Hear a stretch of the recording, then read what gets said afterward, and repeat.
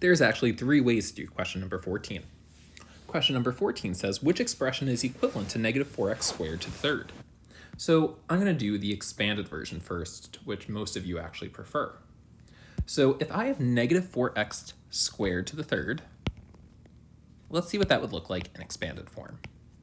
That means I have negative 4x squared 3 times. So I have negative 4x squared, and negative 4x squared. Now we're going to expand it a little further. So I'm going to write negative 4.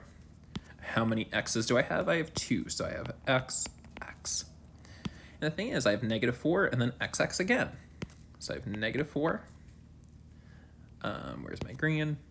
Xx. And then I have my negative 4, xx.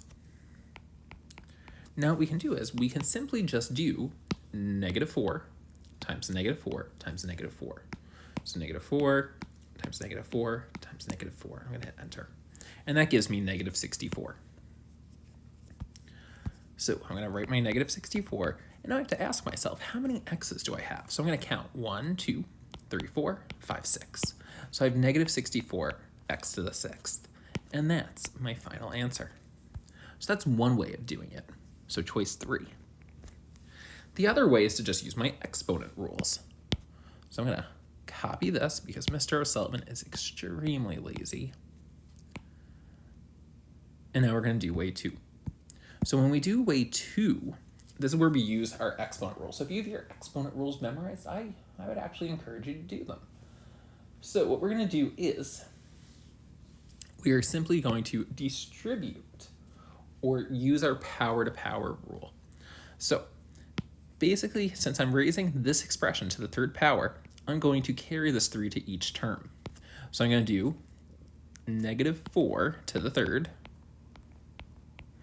and then I'm going to do x squared to the third.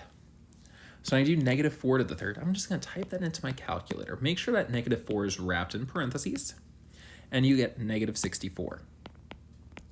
When I raise an exponent to a power, I simply just multiply them. So what's 2 times 3? It's 6. So I get the exact same answer again. It's a little quicker because I just know my rules. And now you're probably saying, okay, what if I don't know how to do either of those ways?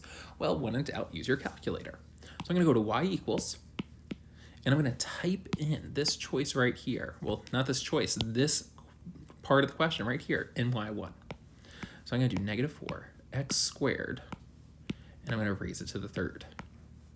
Now I'm going to put choice 1 in here to show you the wrong answer. So I'm going to do negative 12 x to the 6th. We want an expression that's equivalent. So we want something that's going to have the exact same y values. So I'm going to hit second graph. And if I look, ooh, those are some big numbers, but they're not the same. If I look, I get negative 64 and negative 12 at x equals 1. So they can't be equivalent. So I know it can't be choice 1.